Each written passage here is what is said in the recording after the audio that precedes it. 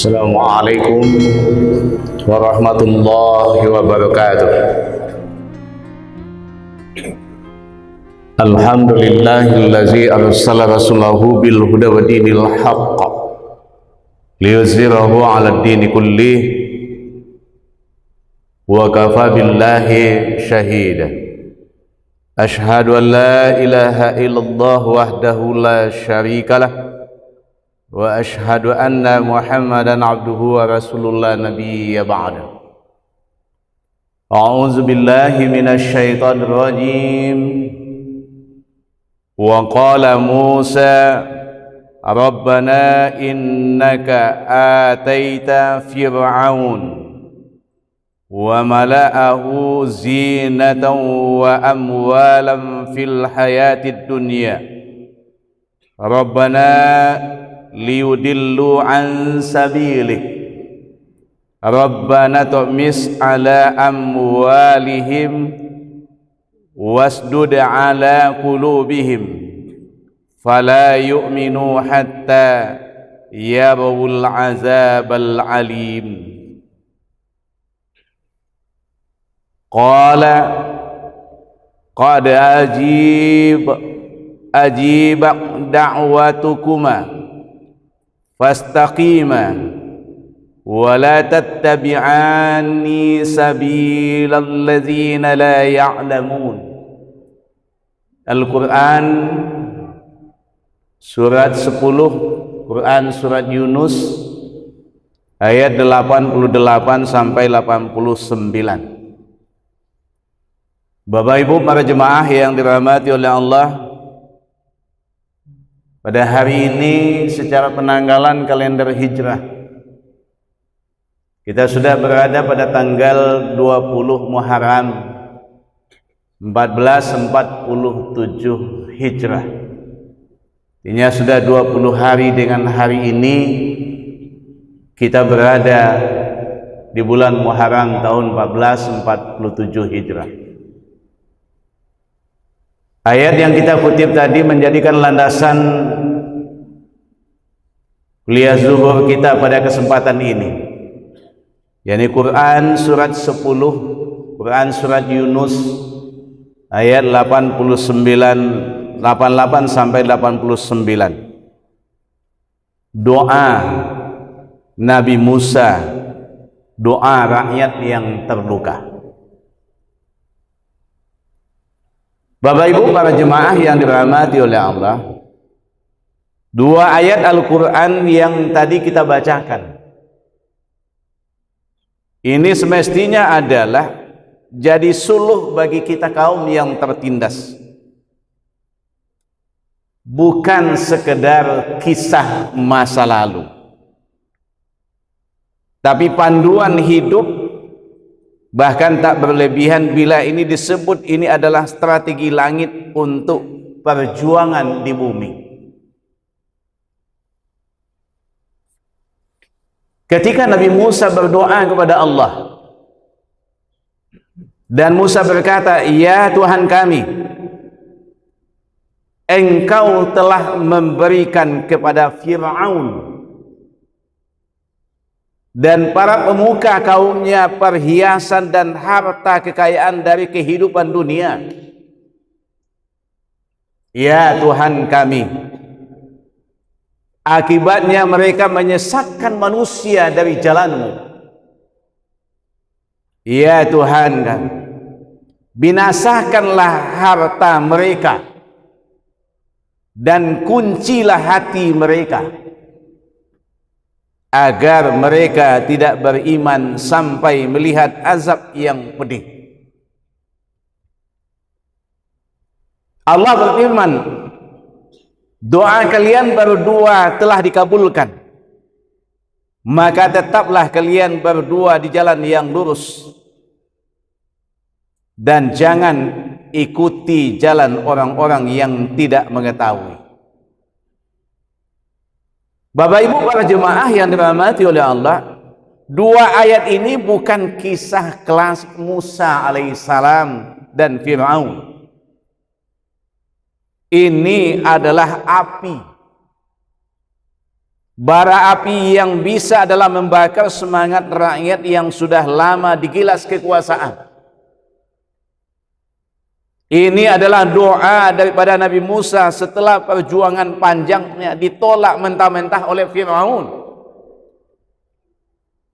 Setelah kebenaran ditertawakan, setelah rakyat dijadikan budak, maka Nabi Musa tidak lagi adalah berharap hidayah bagi Fir'aun.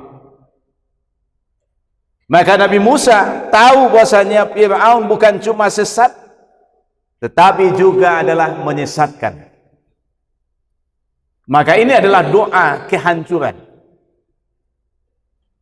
Lalu lihat bagaimana dia memulai doanya. Ini telak Bapak dan Ibu para jemaah yang dirahmati oleh Allah. Dengan tegas, Engkau ya Rabb yang memberi mereka kekayaan, Engkau ya Rabb yang memberi mereka adalah perhiasan dunia, sebuah pengakuan bahwa semua kekuasaan dan kekayaan tetaplah berasal dari Allah, termasuk mesti jatuh ke tangan para tiran. Bukan karena itu adalah Fir'aun cerdas, bukan pula karena para menterinya adalah hebat,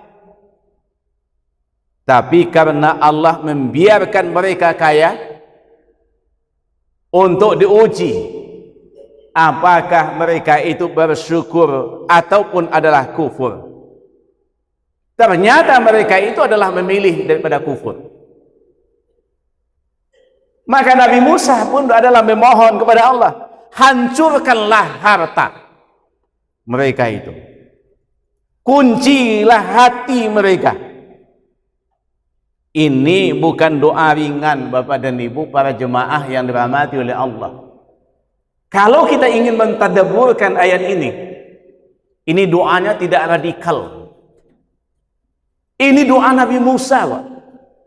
Doa Nabi Musa ketika adalah mendoakan Fir'aun laknatullah adalah kekuasaannya yang sewenang-wenang terhadap rakyat ketika itu.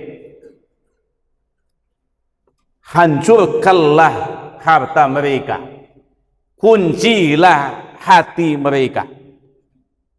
Ini bukan doa ringan, ini bukan permintaan lembek, ini adalah doa perlawanan, doa keadilan ketika kekuasaan tidak lagi adalah bisa dinasihati, ketika rakyat terlalu lama sabar, maka doa menjadi peluru terakhir. Apa jawaban Allah? Langsung dijawab oleh Allah dalam ayat 89. Qad ujiba da'watukuma, doa kalian berdua telah dikabulkan. Luar biasa Bapak dan Ibu para jemaah yang dirahmati oleh Allah. Langit itu adalah merespon doa yang lahir daripada luka sejarah. Akan tetapi Allah memberi syarat yang tegas kepada Nabi Musa. Tetaplah di jalan yang lurus. Jangan ikut jalan orang-orang bodoh. Dalam bahasa sekarang ini, kalau bolehlah kita membahasakan, jangan kompromi.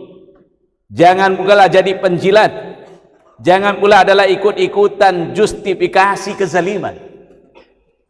Maka Rasulullah SAW juga menegaskan di dalam hadis yang diriwayatkan oleh Al-Bukhari dan Muslim, ittaqu da'watal mazlumi fa innahu laisa bainaha wa bainallahi hijabun.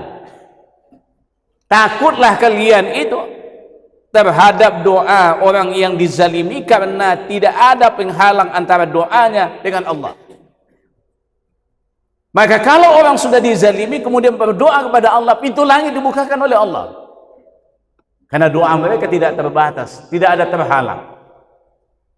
Bahkan dalam riwayat yang lain, dalam hadis yang diriwayatkan oleh Ahmad, da'watul mazlumi mustajabatun wa in kana fajiran fafjurahu ala nafsihi.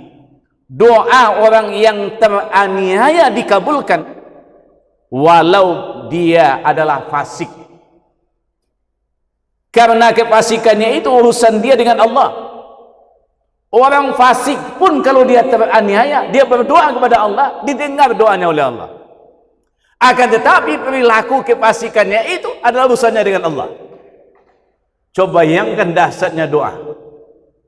Ternyata dalam riwayat memang kita baca, Fir'aun dihancurkan oleh Allah.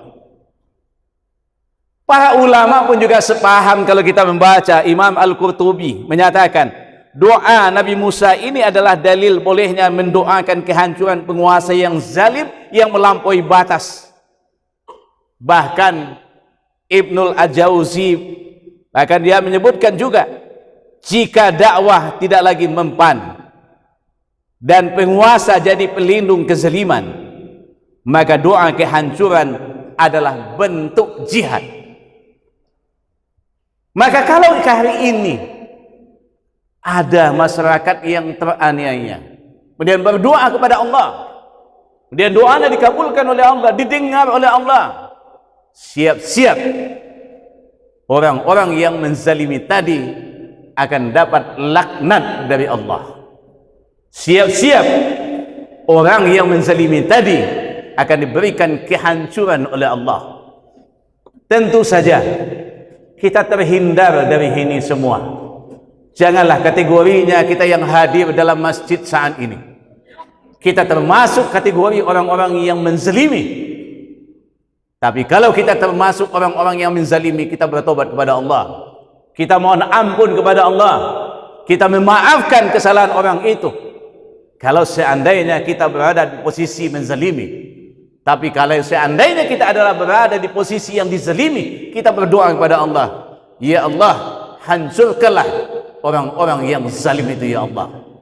Assalamualaikum warahmatullahi wabarakatuh.